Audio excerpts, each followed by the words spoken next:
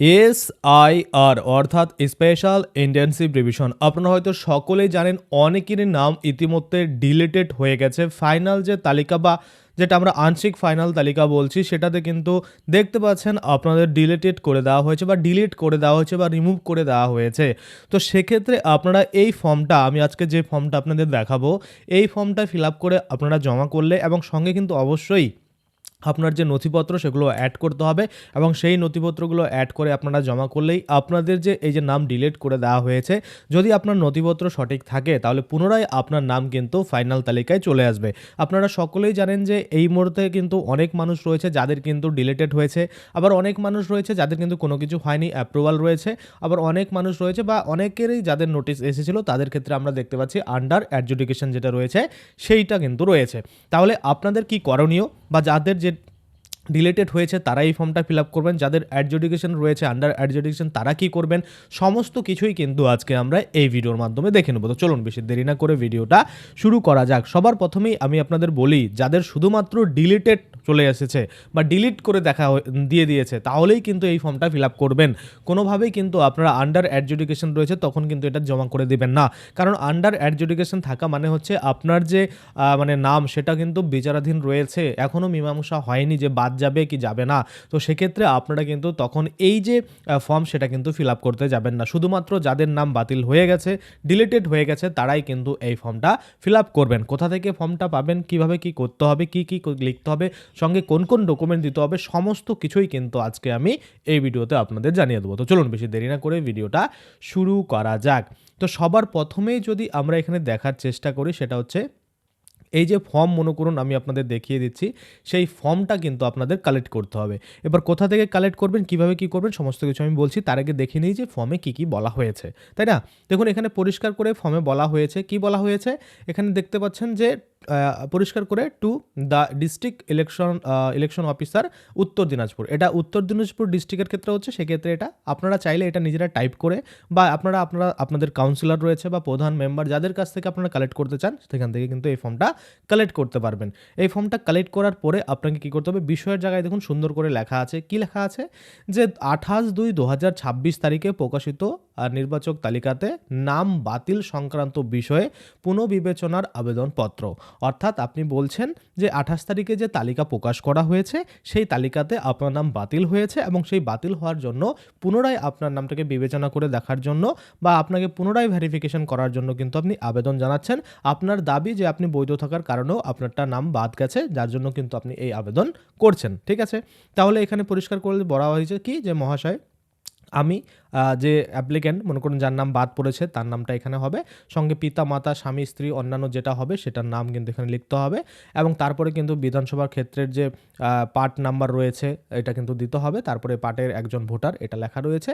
16/12/2025 তারিখে প্রকাশিত খসড়া নির্বাচক তালিকা অনুসারে আমার ক্রমিক নং এত, এপিক নং এত, অর্থাৎ 16 তারিখে যে খসড়া তালিকা দেওয়া হয়েছিল সেই খসড়া তালিকা অনুযায়ী আপনার সিরিয়াল নাম্বার কত ছিল সেটা আপনারা এখানে লিখলেন এবং আপনার যে ভোটার কার্ড নাম্বার সেটা আপনি এখানে লিখলেন, ঠিক আছে?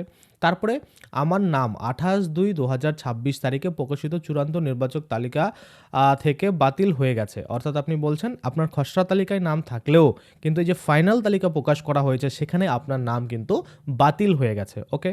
তারপরে কি বলছে, আমি আপনার নামটা এখানে লিখতে হবে, বিধানসভা ক্ষেত্রের এখানে ড্যাশ পার্ট নাম্বার মানে এখানে আপনাদের পার্ট নাম্বারটা দিতে হবে, একজন স্থায়ী বাসিন্দা এবং ভোটার তালিকাতে অন্তর্ভুক্ত হওয়ার যোগ্য। অর্থাৎ আপনি বলছেন আপনি এই ব্যক্তি, আপনার বিধানসভা ক্ষেত্রের পার্ট নাম্বার এটা এবং আপনি এই এখানকার বাসিন্দা এবং এই যে ভোটার তালিকা সেখানে অন্তর্ভুক্ত হওয়ার জন্য আপনি যোগ্য রয়েছেন, কিন্তু তারপরেও আপনার নাম বাতিল হয়েছে সেই জন্যই আপনি জানাচ্ছেন। এখানে বলছে মহাশয়ের কাছে আমার বিনতি নিবেদন এই যে বিষয়টি পুনর্বিবেচনা করে আমার নাম ভোটার তালিকাতে অন্তর্ভুক্ত করা হোক, এটা কিন্তু আপনি দাবি জানাচ্ছেন।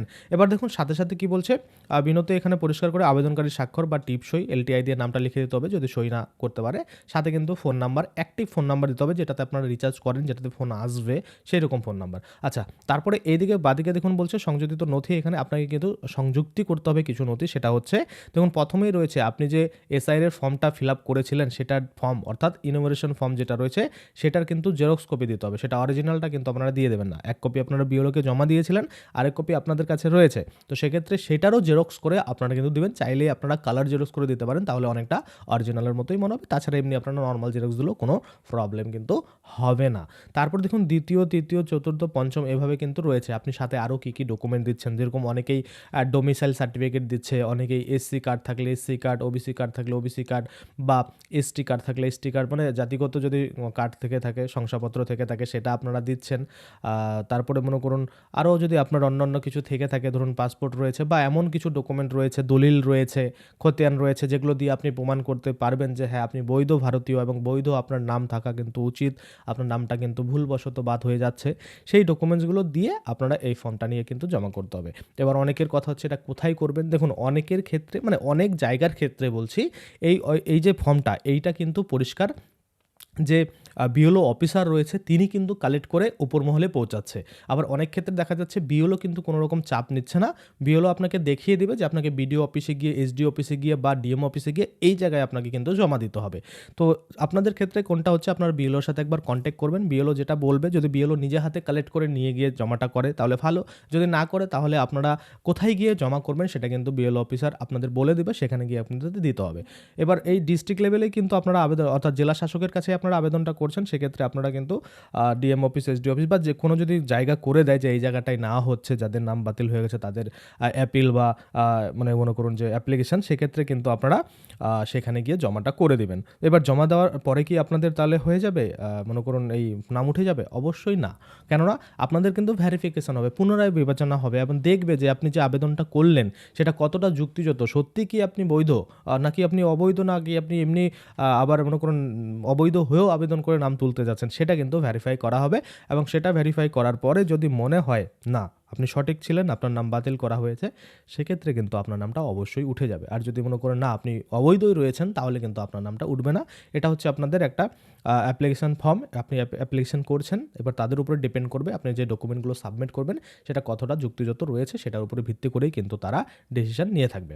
আশা করি আপনারা বুঝতে পারছেন। এবার কথা হচ্ছে তাহলে এই ফর্মটা আপনারা কোথায় পাবেন? দেখুন এই ফর্মটা বিএলও অফিসার দিচ্ছে, আবার কখনো দেখবেন যে প্রধান দিয়ে দিচ্ছে, আবার কখনো দেখবেন যে মনে করুন আপনাদের কাউন্সিলর দিচ্ছে, মানে আপনারা যেখান থেকে খুশি কালেক্ট করতে পারেন। না যদি কালেক্ট করতে পারেন তাহলে আপনারা একটা কাজ করতে পারেন, এই ফর্মটা আপনারা হাতে লিখে নিতে পারেন, যেখানে যা যা লেখা রয়েছে আপনার ডিস্ট্রিক্টটা শুধু এখানে লিখে দিবেন, তারপরে বিষয় তো সেম থাকবে, আর এখানে কিন্তু যে নামগুলো হবে সেই নামগুলো আপনারা বসিয়ে দেবেন, মানে যে আবেদনটা করছে সেগুলো হাতে লিখে নিয়ে গেলেও কিন্তু হয়ে যাবে। আর টাইপ করলে সুবিধা কী হয়, বারবার লিখতে হয় না, শুধু নামগুলো বসালেই হয়ে যায়। সেক্ষেত্রে একাধিক যদি মানুষ থাকে সেক্ষেত্রে এটা একবার টাইপ করে নিলে বা একবার কিন্তু এটাকে বানিয়ে নিলে সেক্ষেত্রে জেরক্স করে করে কিন্তু আপনারা এটাকে ব্যবহার করতে পারবেন। এবার আপনার যেটা সুবিধা মনে হবে সেটা আপনারা করতে পারেন, হাতে লিখে জমা দিলেও কোনো সমস্যা কিন্তু হবে না। আশা করি আপনারা বুঝতে পারছেন। আজকের জন্য ভিডিওটা এখানেই শেষ করব। যদি ভিডিওটা ভালো লাগে অবশ্যই একটা লাইক করে দেবেন। যদি আমার চ্যানেলে প্রথমবার ভিজিট করে থাকেন, নিচে একটা রেড কালার সাবস্ক্রাইব বাটন দেখবেন, ওখানে ক্লিক করে সাবস্ক্রাইব করতে পারেন। আর সাথে যে বেল আইকন রয়েছে ওখানে ক্লিক করে বেল আইকনটাকে এনেবল করে দেবেন। তাতে করে কী হবে, যখনই আমি এই ধরনের কোনো ভিডিও বানাবো সেটার যে নোটিফিকেশন সেটা কিন্তু আপনার কাছে পৌঁছে যাবে। ধন্যবাদ।